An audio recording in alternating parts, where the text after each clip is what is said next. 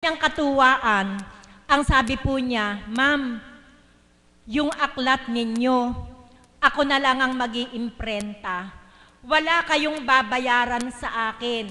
Kahit yung tinta, hindi nyo babayaran.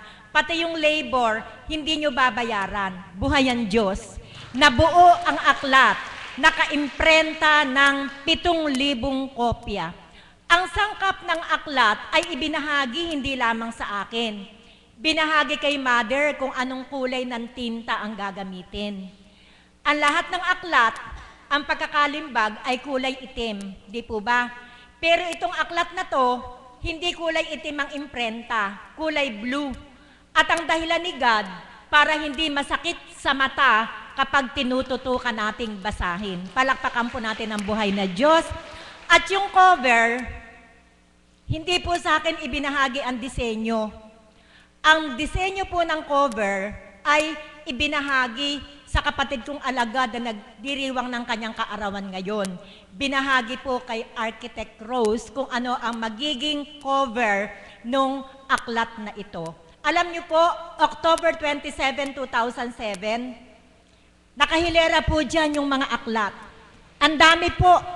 May misa po kasi pabebendisyon na namin. Parang pinaka-launching na nung aklat. Galak na galak po yung kalooban ko sapagkat hindi ko po sukat akalain na akong isang makasalanan ay pagtitiwalaan ng Diyos na isulat ang aklat sa panahon ng Espiritu Santo. Makasalanan po ako Masama po akong tao, napakataray ko po, napakatapang ko po. Hindi po ako basta-basta nalalapitan ng mga parents sa St. Mary's. Takot sila sa akin. Kasi ang dating ko nga mukha daw akong tigre. Kaya sabi ko, God, sino ako para pagtiwalaan mo na mailimbag yung aklat mo sa panahon ng Espiritu Santo? Habang ang pari po ay nagmimisa, nakaluhod po ako. Hindi ko po lubos maisip kung papaano nabuo yung aklat na yon. At habang ako po'y nakapikit at nagdarasal, ba't po ang nakikita ko parang mga kwitis? Nakikita po ako ng mga kwitis na naglili parang ganyan yung liyab. Sabi ko, God, anong ibig sabihin nito? Alam niyo po, kaya po pala ganon, yung pong aklat na to, para po siyang kwitis na ang parte ng mundo. Higit po sa mga taga rito na nagpupunta dito, marami pong nakinabang na mga taga-ibang bansa sa aklat na ito. Kumalat sa 4 na sulok ng mundo ang aklat na ito. At galak na galak po ang kalooban ko na mayroong isang nakatanggap ng sipi na mula sa Amerika. Meron daw po siyang cervix cancer. Totoo lang po yun sa internet. Patotoo lang po.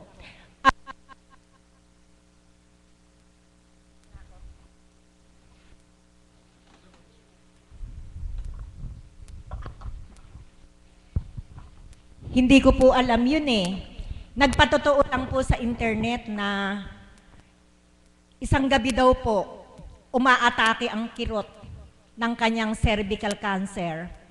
Naisipan daw po niyang ipatong yung aklat sa ibabaw ng kanyang tiyan. At kumilos ang Panginoon. Kumilos ang hiwaga ng ating Panginoon. Alam niyo po, nakatulog daw po siya. Nawala daw po ang kumikirot sa kanyang tiyan. At pagkaraan ng mga ilang linggo, alam niyo po, buhay ang Diyos, nagpa-check up, negative na po dun sa cancer na yun. Kaya't ang aklat pong ito, hindi nabuo sa kaparaanan ng tao.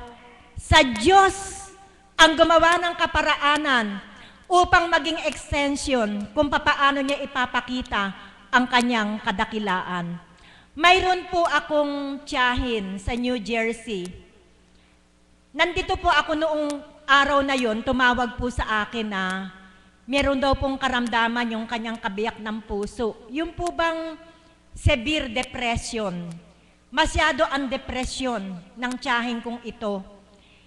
Humihingi ng dasal sa akin pero hindi pa niya alam na ako'y nakakarating dito hanggang naikwento ko na nandito ka ako sa dambana ng Divine Mercy, binigyan ko ng konting background kung sino si Apo Kunching. Gusto mo ba ka akong makausap? Sabi kong ganun sa kanya. Mapalad ka pag nagkaroon ng pagkakataon na makausap mo ang mahal na Apo Kunching. For the first time, hindi sila magkakilala, nagkausap sila. And then one time, ito pa po ang isang hiwaga ng ating Panginoon. Nasa ospital yung asawa, kailangan daw po niyang ilabas. Hindi daw po, napakahirap daw po sa katatayuan ng asawa niya na ang makasama sa ospital, yun talagang sobra ang depresyon na talagang halos siguro mga sira na yung ulo. Pagka ganito, sabi niya, lalong mahihirapan yung kabiyak ng puso ko. Kaya nagdesisyon silang ilabas na. Alam niyo po, 3 beses lamang nakausap ang mahal na Apo Kunching.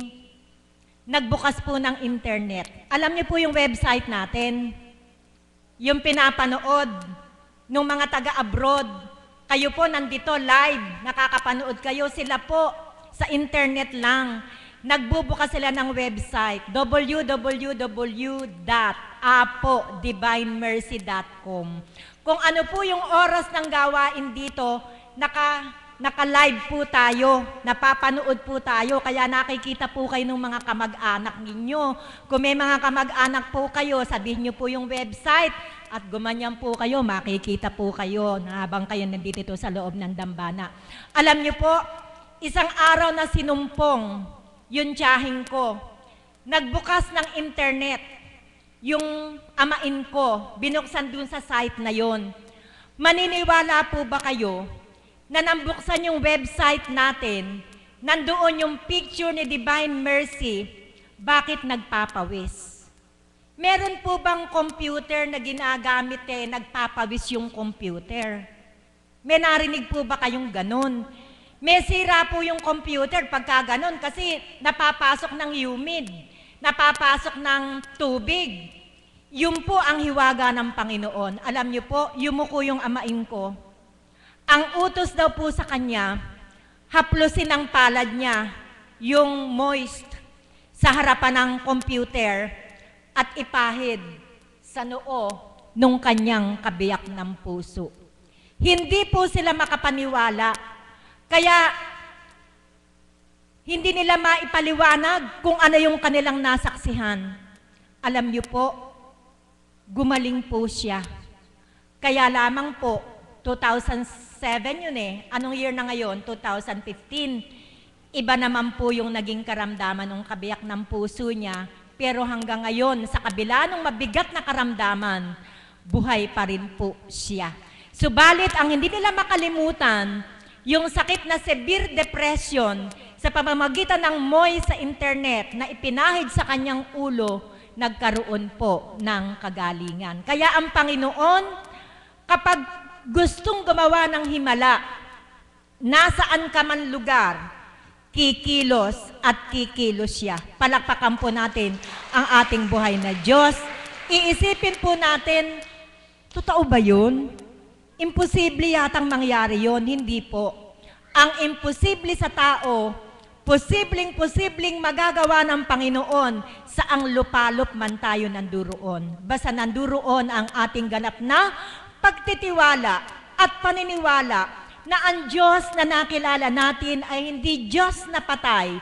Siya ay Diyos na buhay na nagmamahal sa bawat isa sa atin.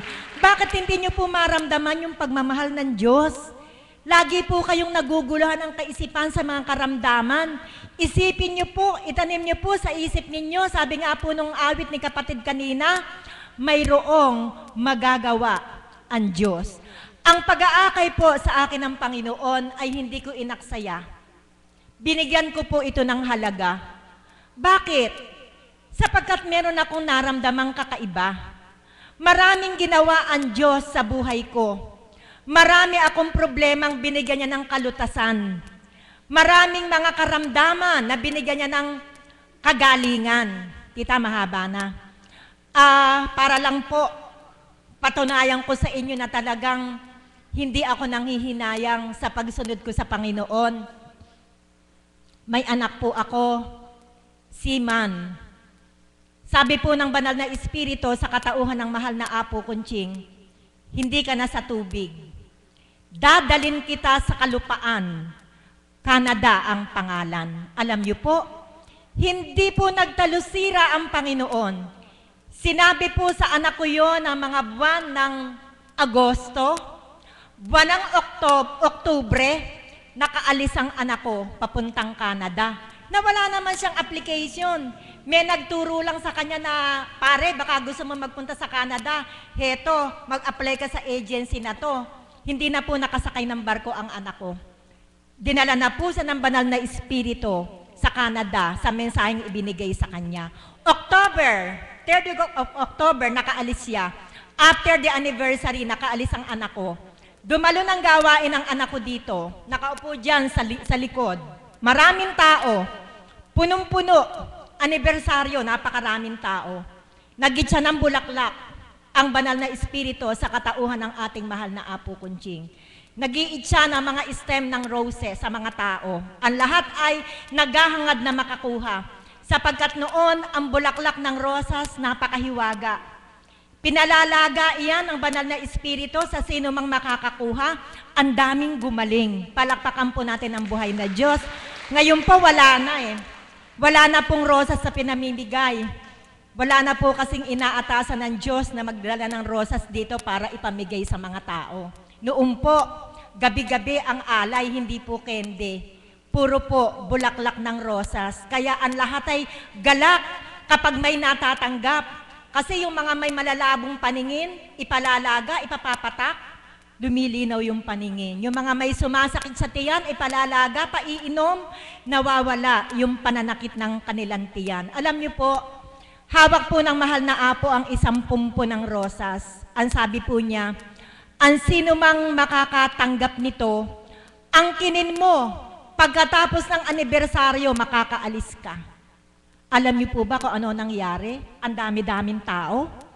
Initsa yung pumpo ng rosas, tumama doon sa arko, hindi dumiretso, doon bumagsak sa kandungan ng anak ko. Kaya October after the anniversary, nakaalis ang anak ko, nakarating ng Canada. At sadyang napakabait ng ating Panginoon. Kaya talaga pong hindi na ako makakahiwalay eh. Ang dami na po niya kasing hiwagang ginawa sa buhay ko. Mahaba lang po. Anyway, ala naman ang Apo, para lang po pakita ko lang po yung kahiwagaan ng Panginoon. Masayang masaya na siya, aalis na siya.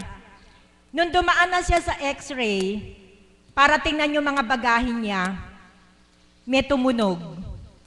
May tumunog sa bagahin niya. Tiningnan, hindi makita. Kasi pag tumunog may metal, di po ba? Hindi makita. Kaya ang ginawa, yung isang bagahe niya na talaga nakasealed, pinabuksan sa kanya. Makita lang kung saan ang gagaling yung tumutunog na yon. Alam niyo po kung ano po ang nakita? May baon po siyang jacket. Jacket ng daddy niya na ginagamit pagka may operation, suot-suot yung jacket na yon. May bala po pala ng 45, doon po sa jacket. Hinuli po yung anak ko. Bakit daw may bala doon sa bagahe? Kinuha po siya ng pulis. Ininterrogate siya para alamin kung bakit may bala doon sa bagahin niya. Diyos ko po, hindi malaman ng anak ko ang gagawin. Biro mo, siya na lang ang iniintay ng eroplano, nagkaroon ng aberya. Sabi po ng anak ko, nung ini-interrogate siya, hindi po sa akin yung jacket na yan eh. Jacket po yan ng daddy ko. Hindi ko po alam na meron po palang bala ng 45 sa bulsa. Pulis po yung daddy ko. Kung gusto nyo pong mag-verify, tumawag po kayo sa Krame. Buti na lang sa patnubay ng Divine Mercy, tumawag sa Krame. Nag-verify kung talagang yung Cesar Chico ay member ng PMP. Yung po, pinatunayan naman ng Krame. Kaya siya po nakasakay sa eroplano. Palakpakan po natin ang buhay na Diyos. Alam niyo po, sabi po ng anak ko, Mami, habang naglalakad ako papunta sa eroplano, kitang-kita ko si Divine Mercy. Nauuna sa akin at ang dinadaanan ko binibigyan niya ako ng gabay at patnubay. Kaya po alam niyo, ang mga anak ko, hindi ako po'y nagpapasalamat sa Diyos. Sa kaganapan na yon, nagtumibay sila. para maniwala sila na yung palang pinupuntahan ng mami nila, Diyos na buhay pala. Totoong Diyos pala yung pinupuntahan ng mami nila. Sadyang pinahintulutan ng Panginoon na maganap para magtiwala sila sa Diyos na pinagtitiwalaan ko. Mabait ang Diyos. Paano po kung pagpasok ng Canada, saka nahuli yung jacket na may bala? Didiretso kulungan siya. Pag tungtong niya ng Canada, kulungan agad ang pupuntahan niya. Kaya salamat sa Diyos na-discover dito pa lang sa Pilipinas. Nakatawag pa sa krami para patunayan na talagang ang daddy niya ay pulis. Alam niyo po, maraming kaganapang naganap. Kaya nga po sabi ko sa inyo, hindi ako magdadalawang isip na hindi sumunod sa kanya. Merong isang pangyayari na halos nagkaroon ng sunog sa kanilang barko. Nasa barko pa sila. Yun daw po kasing kasamahan niya, nagpakulo ng itlog. Bawal po sa barko yon, di po ba? Doon po nagpakulo sa heater, sa pakuluan ng tubig. Nakalimutan nung kasama niya. Kung magkasama sila doon sa place na yon, hindi po pwedeng yun lang isang imbestigahan. Dalawa silang iimbestigahan kasi umusok. Muntik nang nagkaroon ng sunog sa barko. Alam niyo po, habang yung isa'y nakasalang sa masusing investigasyon na muntik nang pinagmulan ng sunog, Mami, hindi ko malaman kung anong gagawin ko, kung matatai ako o maiihi ako habang hindi pa ako ang ini-interview. Habang nakaupo daw po siya, panay na panay ang sambit niya, Jesus, King of Mercy, I trust in you. Hindi daw po siguro 100 beses lang niyang nasabi yun. Alam niyo po, nung tawagin na po siya para interviewin, wala na pong tinanong sa kanya. Yung kasama niya, pinauwi, siya natira. Hindi po ba buhay ang Diyos? Ganyan po kadakila ang ating Panginoon. Kaya mula noon hanggang ngayon, hindi po ako natutukso sa mga pagkakataon na parang ayaw kong magpunta. Sapagkat pag naiisip ko ang hiwagang ginawa ng Diyos sa buhay namin, hindi po ako maaring magsabi ng hindi sa ating Panginoon. Ang dami po, mga karamdaman, may prostate si kapatid, yung kabiyak ng puso ko, nagka-prostate din. Pero pinagaling ng banal na espiritu sa pamamagitan lamang ng dahon-dahon. Kaya God is good all the time. Amen? Kaya kung ano yung naramdaman ko, mararamdaman nyo rin yun. Magpakatotoo lamang tayo sa ating Panginoon at itanim natin sa puso't kaisipan na buhay ang Diyos na ating sinusundan na sa atin ay nag-aakay. Magandang umaga po. Di po ba, napakaganda po ng temang ipinagkaloob sa akin ng Panginoon. Alam po ninyo, kaming mga alagad at maging kayo din po, ay may mga ganitong kasaysayan na hindi na po natin naising matigil dahil sa dami. Tingnan nga po yun yung nangyari kay Tita Beth. Katotohanan po yun. Kaya kahit po nakakapag-share na po siya ng napakasarap pong pakinggan. Hindi na po natin pagsasawaan yung mga katotohanan ipinibigay niya sa atin. Dahil ito po ay galing sa Panginoon talaga. Ngayon po, bago ko po tawagin ang ating susunod, ay meron po akong paawitin ulit, si Tita Nene.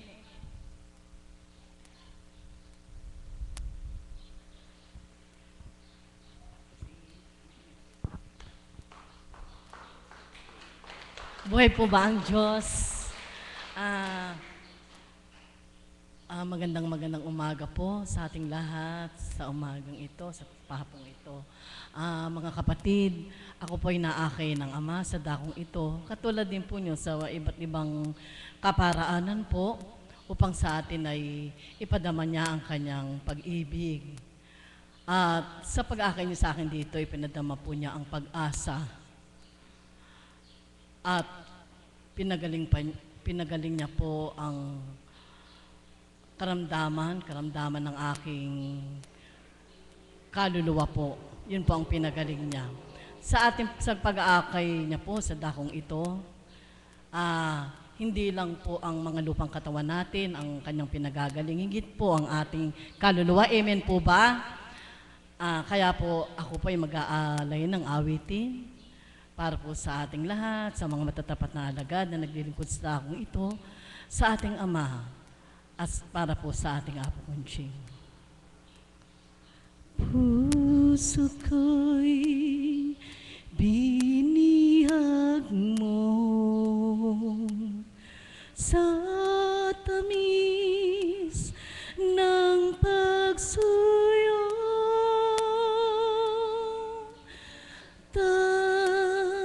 Tanggapin niya ring alay, ako'y iyo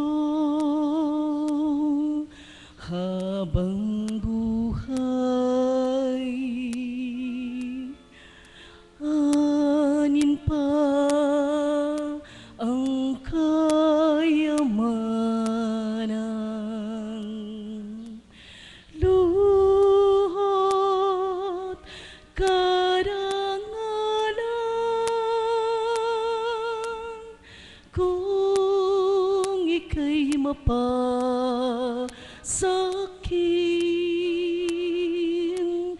lahat na nga ay kakamting.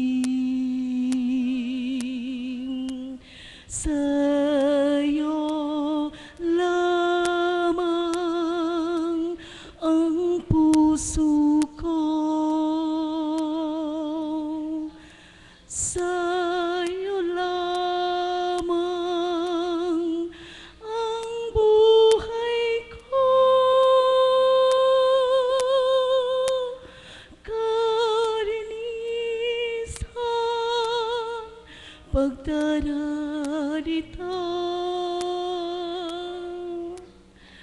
pagtalima aking sumpa. Tangan kong kalooban,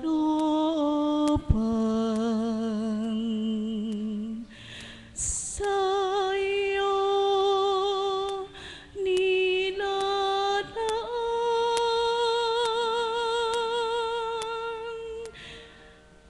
dahil atas mo,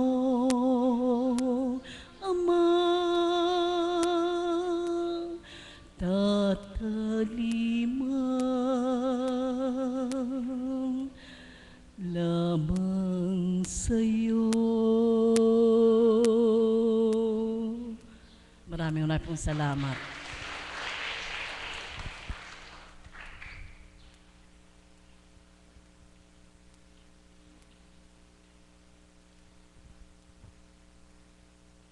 Salamat po kapatid sa mapakagandang kanta na inyong inialay sa ating Panginoon. Ngayon po naman ay tatawagin ko ang ating Mother of the House.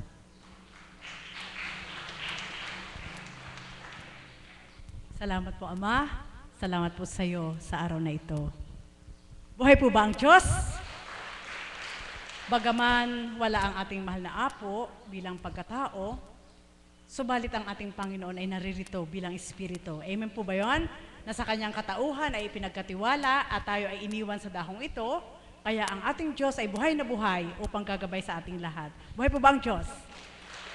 Alam niyo po, habang nagbabahagi si Mami Beth, gusto ko lang pong susugan bago ako pumunta doon sa tema ni kapatid na Seni. May isa akong kaibigan na director ng Sony at naitalaga po siya na mag-talk sa medicine counter po sa Manila. Nang mga panahon po na yon, although bihira silang pumunta, minsan lang silang pumunta sa dakong ito, alam po nila, alagad ako ni Apo Kunching, humingi po sila ng bless. Ang sabi ko, sa kalooban ng Ama, hindi sa kalooban ng tao bilang ikaw ang maghahayag, kundi ang ating Panginoon. 2 araw bago naganap yon, tama po yung sabi ni Mami Beth, yung libro na yun, hindi siya ang gumawa. Ginamit lang ang kanyang pagkatao at saksi po ako, isa ako sa saksi kung paano po siyang gumagawa sa taas noon na nasa likuran niya may sutanang puti. Buhay po ba ang Diyos? Opo, matangkad po siyang lalaki na nakasutana. Bakit ko po nasabi yon? Nagtatype po siya, nakikipagkwentuhan po sa amin. Hindi tumitingin doon sa tinatype po niya. Gumagalaw ang kamay niya, nakikipagkwentuhan po siya sa amin. So, basta madaling salita, sinong gagawa nun? Hindi tao, kundi ang banal na espiritu.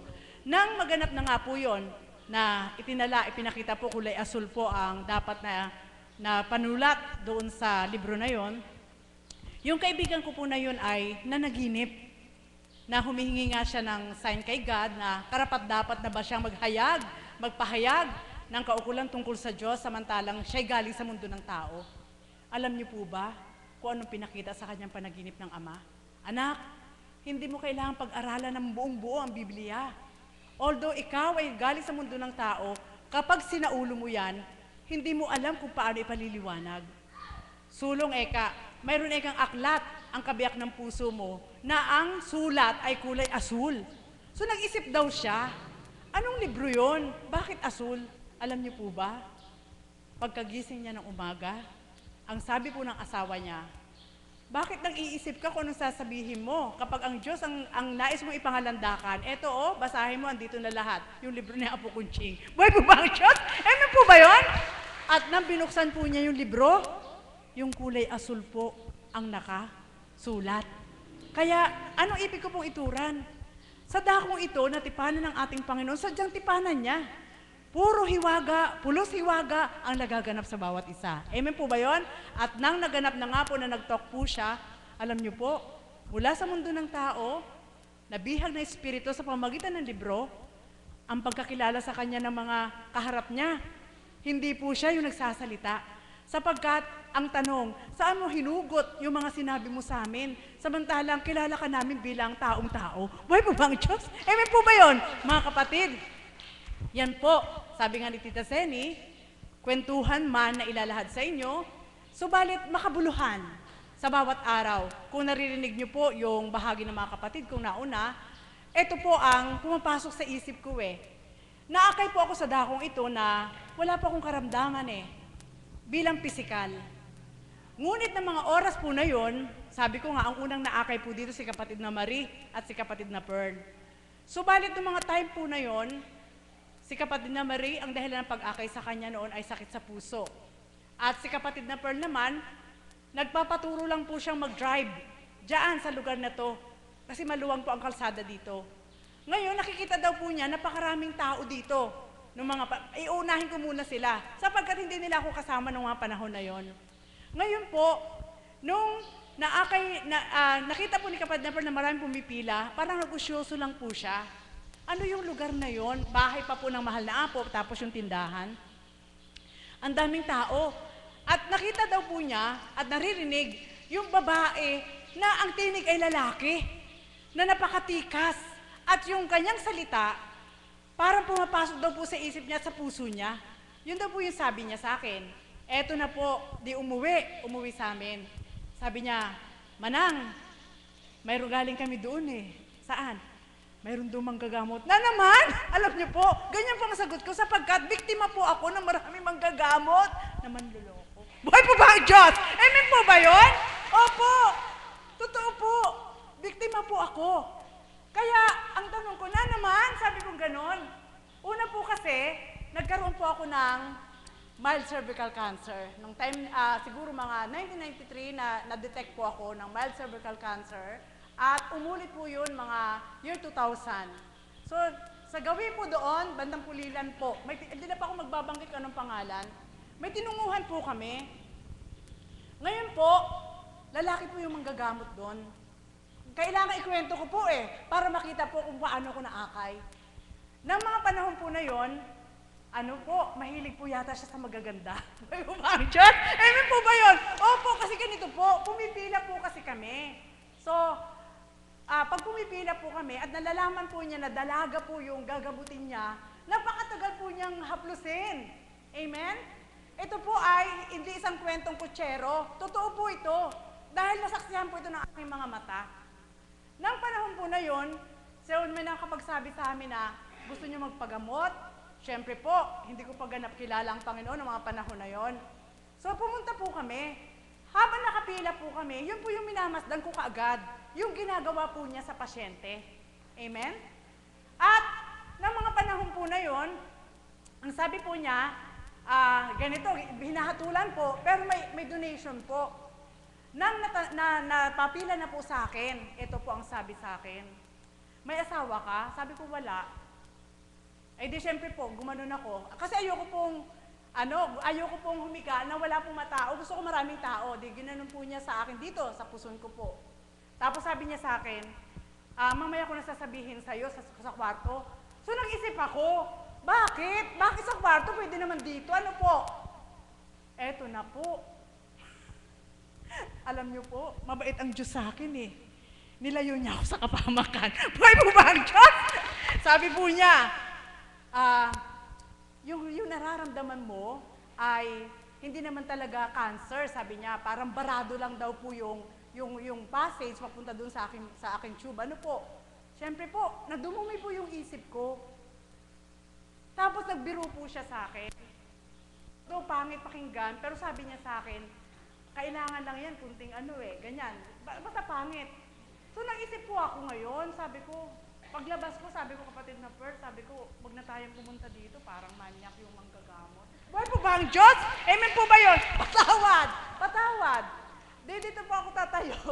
Nung time po na yun, andun po yung pagmimithi ko na, talaga napakasakit ng aking puson. So, sabi niya sa akin, bumalik daw kami next week. Eto na po kami. Umiba po kami ng oras, hindi po kami sumabay sa marami. So, umaga pumunta po ako. Alam niyo po ba, totoo po nagaganap ito, kailangan ko ibahagi, mag-ingat po kayo. Hindi ko po ako maninira. Subalit ito karanasan ko. Sabi po niya, isang araw, pupunta ka doon sa bukid. Kasi, yung mga ganyang mga karamdaman, doon ko ginagamot.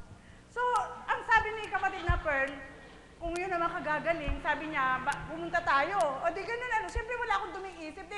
Siyempre yung sa oras na yun, sabi ko, bakit ano kaya gagamot niya sa akin? Alam niyo po, talaga po mahal ako ng Diyos sapagkat nung time na yun, may nakasabay po kaming dalaga po.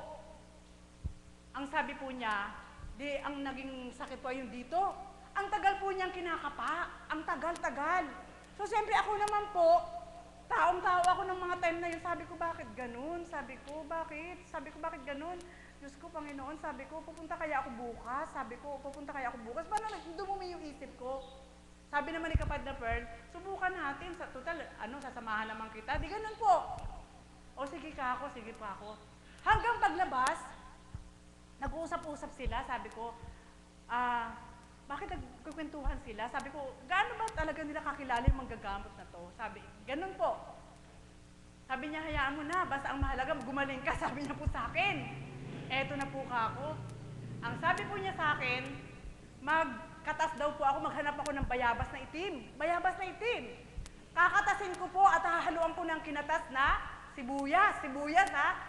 Ininom ko po kaya yun. Nagpahanap pa po ako nung time na yun. Sa Malolos ako nakakita ng bayabas na itim, nakakatasin. At yung sibuyas nga po na yun, nakakatasin. Ininom ko po yun.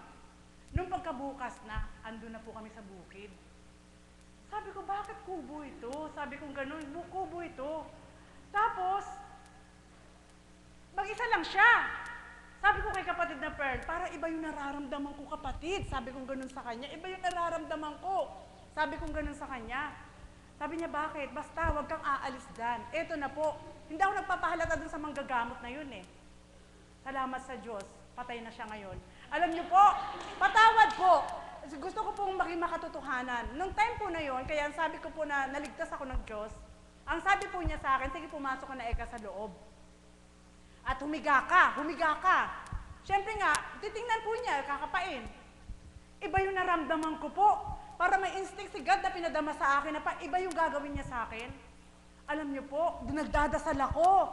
Habang nakatalikod po siya, nagdadasal po ako at sabi ko po, Ama, Diyos ko, huwag mo po akong pababayaan. Sabi ko, na ilayo mo ako sa kapahamakan ngayon. Ngayon pa, ilalayo mo ako sa kapahamakan. Alam niyo po ba kung ano naging daan ng Panginoon? May dumating po siyang bisita. Opo, may dumating siyang bisita. Pagdating ng bisita niya, di siya, ang tagal ko naghintay sa loob. Tinignan ako ni kapatid na Pearl. Ano ginagawa mo dyan? Pinahiga ka niya ako. Tapos, titingnan daw po ano yung talagang sakit ko. Tumayo ka na dyan. Tara na, may hawak na tubo si kapatid na Pearl. Buhay po ba ang Diyos? Amen po ba yun? Yun lang po. Ayoko pong dumumi isip nyo. May karanasan po ako sa mga manggagamot. So, pangalawang manggagamot, ito na po. Nagpakilala na naman. Kasi yung anak ko po, nung maliit, ang anak ko, yung isang mata niya is nalalaglag. So, hindi ko alam kung yun ay inborn or naipitan na ng ugat. Kaya kung mapapansin niyo po si Abby, parang nalalaglag po yung isang mata nung mga panahon po na yun. May pumunta pong manggagamot sa amin na alam po kakilala ni kapatid na Marion na nagpakilala din sa kanya. Ang sabi po ay ganito, nag-o-opera daw po siya ng sakit na walang gamit kahit na ano kundi uoperahan lang. Ano po? Eh di ganito po. Napunta po ngayon sa lugar namin. Eh syempre si kapatid na Pearl, hindi mo po yan mapagpapaniwala sa ganun eh. Lagi ko po yan body-body. Ang sabi po nung manggagamot, yung inang nila kapatid na Pearl, may ano yan, may acid. Tapos yung tatang mo eka, tumataas ang presyon, pero may acid din eka. Ooperahan eka natin bukas. Sabing ganun ano. Eto na po ka. Nung inoperahan po, nakita po namin ang dumi ng kamay niya. Ang dumi-dumi. Tapos, di ginaganon niya. Eto na eka may dugo. Pero hindi po dugo yung nakita ko, dumi eh. Siguro sobrang itim nung kamay niya. At kasi maitim po siya eh. Eh di, doon baka humawak muna ng katas ng isda o hindi natin. Tapos sabihin niya, may dumi. Eto na po, nung nakita ang aking anak. Ayan po mga kapatid, katotohanan po ito. Ang sabi po niya sa akin na ito, ikaw ayaw mo po, pero ayoko na, sabi ko gano'n sa kanya. Yung anak mo na lang, para maayos yung ano, wag mo ko yung kakong pakikialaman. Sabi ko doon sa manggagamot, wag mong pakikialaman ng anak ko. At binili ko kay kapatid na Pearl, kahit anong mangyari, wag mong ipahawak si Abby sa kanya. Kasi hindi po, bagong manggagamot po ito. Eto na po ako. Sabi ni kapatid na Pearl, kunikwento daw po ng manggagamot na marami siyang kinain na bato at may mga bato siya sa katawan. Ganyan po, di ba po? May mga alaga po sila sa katawan. Eto na po, nag-stay po dyan sa lugar na yan. Kasi, mahilig din po sa ganun eh. Nung time po na yon, ang sabi sa anak ko, isang ganyan ng eka yan, may hahapusin ng eka ako dyan at uupirahan eka natin, mawawala. Hindi, sabi ko, wag mo ka ako yung pakialaman. Wag na wag mo yung pakialaman. Alam niyo po, buhay ang Diyos. Inilayo pa rin po kami sa kapahamakan. Yung manggagamot po pala na yun, buhay po ba ang Diyos? Opo, totoo. Sapagkat may mga kaibigan po kami na ang mga pamangkin nila'y pinagamot. Opo. At purihin din ng Diyos sapagkat siya pala'y napadpad lang ng Bulacan, galing po siya ng Bicol.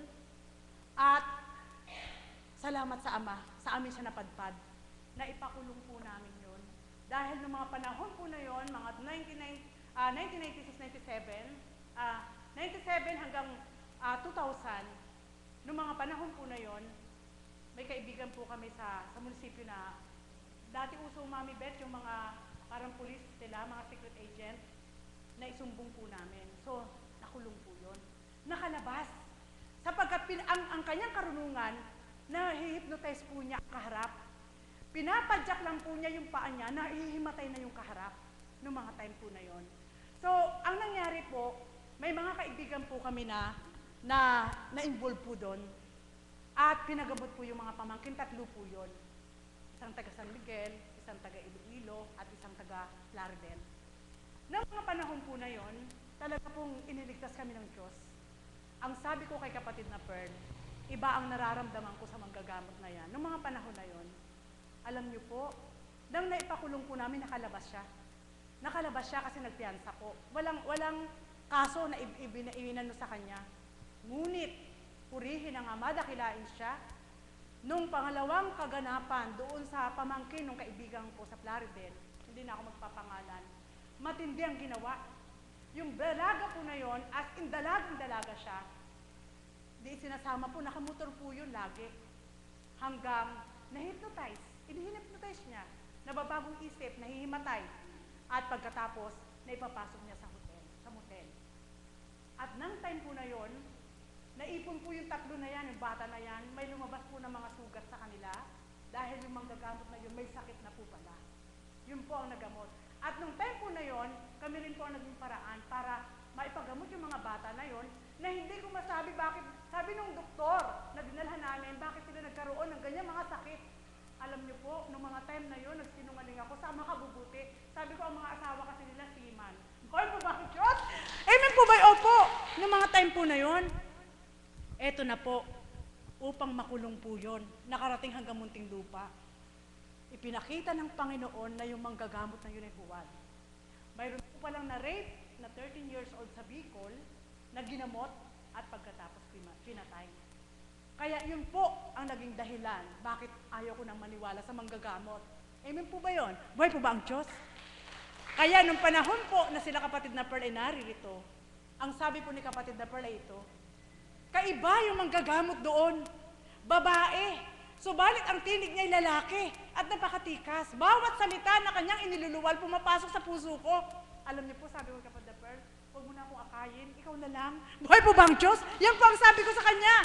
Hanggang dumating yung takda na ang kapatid na Pearl at kapatid na Maria ay sumusunod na nga po sa paghayo.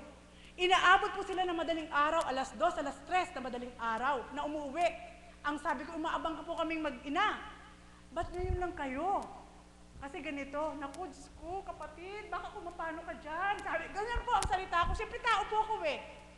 Pero purihin po ang Ama, mga kapatid. Hindi mo maaaring taguan ng Diyos. Hindi mo maaari siyang magbingi-bingihan ka sa pag-akay niya sa iyo. Amen? Nang mga panahon po na yon, ang sabi ko po kay kapatid na Pearl, o sige ka ako, kayo na lang muna ka akong sumama. Subalit wala siyang alam, pinagtatawanan po namin siya ng anak ko. Naku, andyan na naman ka ako sa yung santo, alas 2, umuwi. Sabi ko, tapos nagtatawanan kami ng anak ko. Purihin ng Ama, hindi ko pala alam. Ako pala ang sadya ni Kristo. Buhay po ba ang Diyos? Amen po ba yun? Ayan po, nang dumating na po yung takda. Sabi ko kay kapatid na Pearl, huwag mo akong akayin. Pero alam po pala ng mahal na apo yung ginagawa ko sa kapatid ko, kay kapatid na Pearl. Sulong eka, nung araw na yun itinakda na. Sa oras na ito, itatakda ko na ang kasama mo sa tahanan mo, ang kapatid mo, ay pagtiwalaan ka sa tinutunguhan mo. Ganun daw po ang sabi kay kapatid na Pearl. Ibibigay ko ito sa iyo. May binigay po siyang picture po ni Jesus Christ, yung 2 hearts, tapos isang divine mercy. Ito ang magpapatotoo sa kanya na ako ang sinusundan mo. Yun po ang sabi kay kapatid na Pearl. Eto na po kamo. Alauna sila dumating noon. Diyan kami sa pintuan, dagdadasal ako, Diyos ko, ilayo niyo po ang kapatid ko sa kapahamakan ng oras. Na ganyan po ang mga dasal ko. Mayroon po akong divine mercy kasi na dito po sa bansang Pilipinas, year 2000, doon sumingkal po ang pangalan Divine Mercy. Yung unang picture po ng Divine Mercy ng year 2000, meron po ako noon. May nagbigay sa akin isang matanda. So naitago ko po yun. Gold pa po siya. Inilagay ko sa wallet. Nang dumating si kapatid na Pearl, nung araw na yon, nung gabi na yon, hawak ko po yun. Tapos 2 hearts po, ang hawak ko sa 2 kamay, nagdadasal ako para ipagdasal ko siya na huwag siya mapahamak. Alam niyo po, nagalit sa akin pagbukas ko ng pinto. Sabi po niya, sabi ko, ba't ganyan ka na naman? Ano bang ginagawa sa inyo ng magkagamot na yon? Ganun na sabi ko. Bakit gabi na kayo dumarating? Madaling araw. Ano ba yan? Sabi ko ganun. Alam niyo po, nagalit si kapatid na Pearl sa akin, yung hawak po niya na picture ni Jesus Christ at ni Mama Mary na ibinigay ng mahal na Apo Kunching, ibinalibag sa mukha ko. Sabi po niya sa akin na ito, ayan, para maniwala ka sa pinupuntahan ko, patingin ng hinahawakan mo, parehas tayo. Buhay po ba ang Diyos? Amen po ba yun? Yun na po ang naging daan. Simula po nun, na konsensya ko. Sapagkat, hindi po pala lahat ng manggagamot ay ganun. Mayroon palang isa at nag-iisa na makatotohanan. At yun ang ating Panginoon at sa katauhan ating mahal na Apo Kunching ay aking nasumpungan. Buhay po ba ang Diyos? Doon na po nag-umpisa. At na ako na ngayon napatakda sa dako ito, iiklian ko na po. Nagtanong po ako, inatasan na po ako bilang mother of the house. Bakit naman of all the atas, ba't yun ang binigay sa akin? Amen? Magluluto lang ako, mamamalengke, parang walang kwenta, ano po? Sige po, kayo mag-isip kayo, bakit? Amen? Alam niyo po, talagang marunong si God eh. Hindi mo siya pwedeng utusan na ito yung ibigay mo sa kapatid mo. Sapagkat kilala ka niya, mula sinapupunan mo pa, sinapupunan ng nanay mo, hanggang sa paglaki mo, alam na niya kung saan ka tutungo. Amen? Nung itinakda po niya ako ang mother of the house, talaga pong binihag ako ni God. Sa katauhan nating mahal na Apo Kunching, nagpakilala siyang lubos sa akin. At napagnilay ko po yun. Kaya nagpakilala siyang lubos sa akin sa pamamagitan ng ating mahal na Apo Kunching upang yung atas na yun ay matanggap ko. Amen? Matanggap ko. Sapagkat, syempre po, di ba? Yung atas na yun sa pangit na salita, di ba parang katulog? Buhay po ba ang Diyos? Amen po ba yun? Ito po ay katotohanan. Subalit, ang sarap pala. Yun po palang dahilan bakit ako ay tuwirang nagpakita siya sa akin ng hiwaga para mahalin ko ang Diyos sa pamamagitan ng ating mahal na Apo Kunching. Buhay po ba ang Diyos? At ng time po na yon, eto na po ang naramdaman ko na yun talaga'y atas sa akin. Binaybay ko po yun. Sabi ko, Ama, bakit yun naman yung atas mo sa akin? Parang walang thrill. Buhay po ba ang Diyos? Alam ko namang magluto, alam ko yung mga malengke, parang walang excitement. Amen? Subalit, iba po pala. Iba. Alam niyo po kung anong pinabaybay sa akin ng Ama? Nang panahon po na ako'y maliit pa sa aking mga magulang, sa pili ng aking mga totoong magulang, grade 5 pa lang ako, inaapuhap ko ng mga kapatid ko. Hindi ako humihingi ng baon sa nanay ko. Na sumasama po akong mangisda sa tatay ko para yung parte ng isda ko, ipiprito ko po yan at ilalako ko. So, hindi po ako naging pahirap sa magulang ko. Binaybay ko po yan at pinabaybay sa akin ng Ama. So, ito'y basihan. At nung panahon po na ako'y high school na, para makapag-aral po ako, isinusubo po ako ng tatay at nanay ko sa mga tiyahin ko, magbantay ng tindahan, gumawa ng peanut butter. So, katulong pa rin po ako. Buhay po ba ang Diyos? Epic po ba yun? At nang naganap na po nga sa akin yung pagsubok na yun na ang magtatakda ng aking destiny sa dakong ito.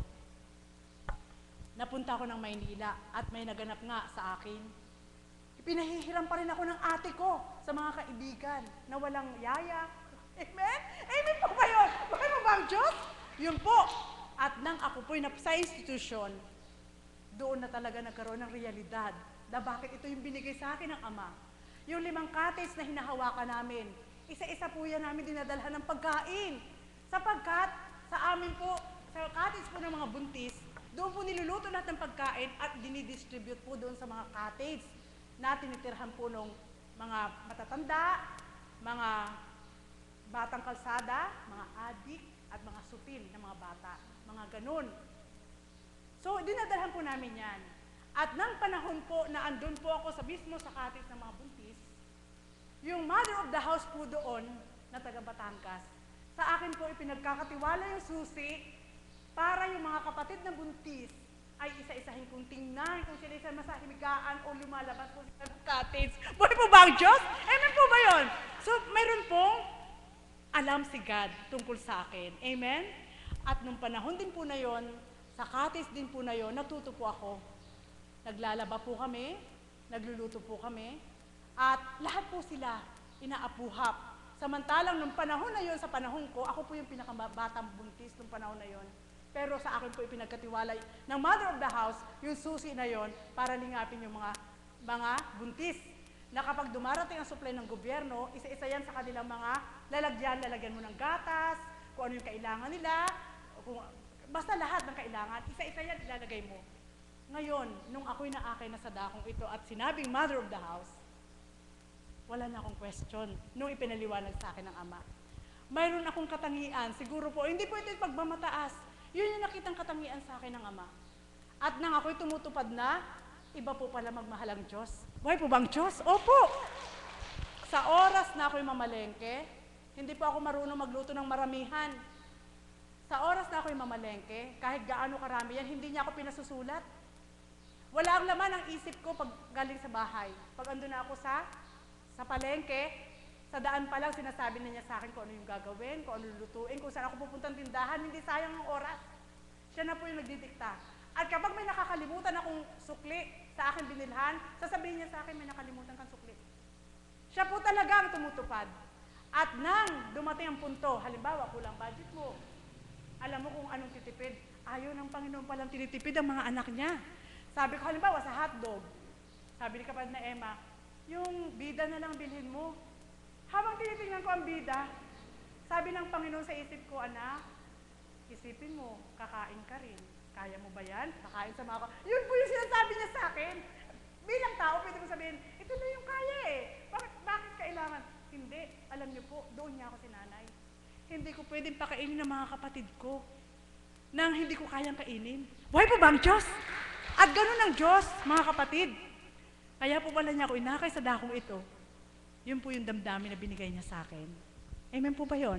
At sa pamamagitan nating mahal na Apo Kunching, dahil ginamit siya ng Diyos sa aking buhay, doon pa lang nag-umpisang magkaroon ng kabuluhan ang buhay ko.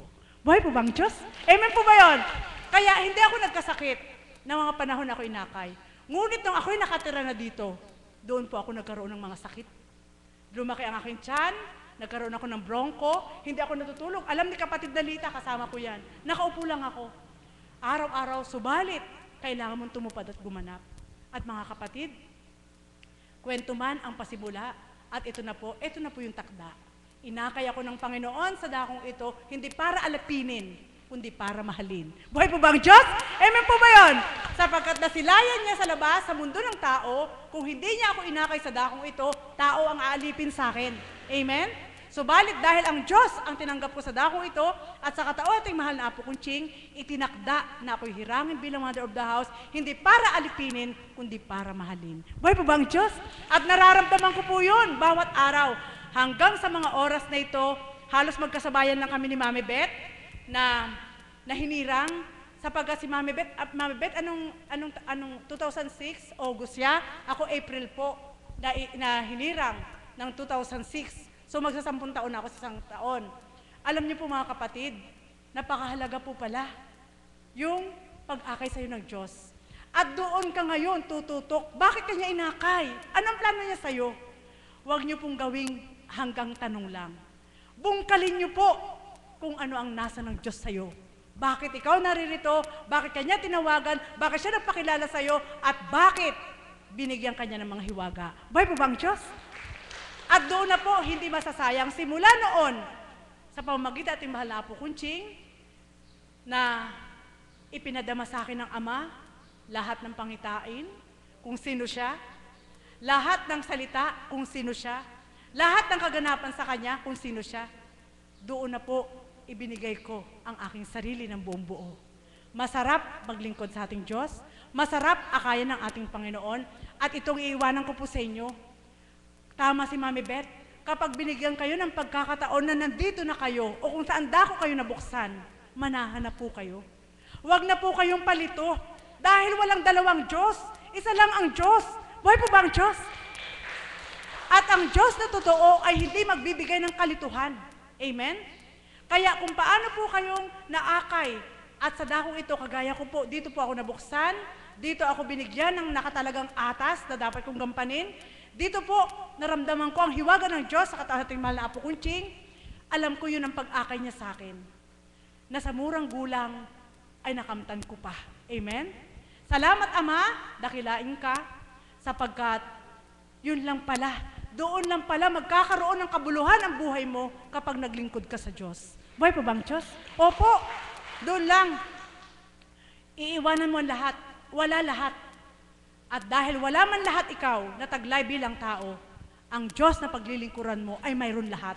Kung narinig niyo po ang bahagi ng mga kapatid ko, kung paano ang mga anak ni Mami Beth, ang mga kapatid ko po na unang nagbahagi, yan po.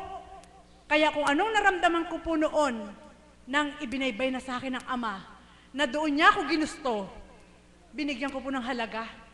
Binigyan ko po ng halaga na hindi tao ang aking pinaglilingkuran. Sapagkat kung sa pag-akay mo, inisip mo lang na tao ang aakay sa'yo, pwedeng bukas ayaw mo na. Amen? Kaya hindi pwede na, oo ngayon, bukas hindi, oo ngayon, bukas hindi. Hindi po. Kapag naramdaman niyo po ang pag-akay ng ating Panginoon, pursigihin niyo na po yung pagpapakilala niya sa'yo para hindi na yung mamatay sa puso mo. Buhay po ba ang Diyos? At yun po yung naganap sa akin, na sabi ko nga, salamat Ama, sa kalalagayan ko po bilang Mother of the House, ibinabalik ko po ang parangal at papuri sa ating Panginoon sapagkat sa simple at payak na atas, damang-dama ko, two-way po, minamahal ko siya, minamahal niya ako. Binibigyan ko siya, binibigyan niya ako. Hindi kagaya sa tao, mamahalin ka, subalit panandalian. Bibigyan ka, subalit may katapusan. Gagamitin ka, mapapahamak ka. Subalit ang Diyos, sa pag-akay ng Diyos sa iyo, ibibigay niya lahat sa iyo at mapapabuti pa ang buhay mo. Muli, magandang umaga po sa tanghali.